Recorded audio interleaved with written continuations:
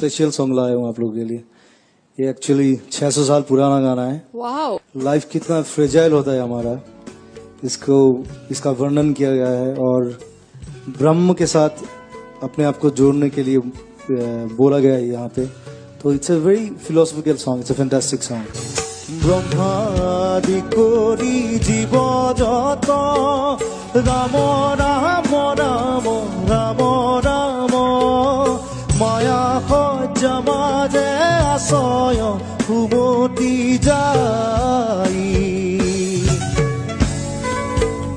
তুমি হে চৈতন্য সনাতন ৰাম ৰাম ৰাম ৰাম ৰাম আমি অচেতন বিয়োগ নাথ জগাই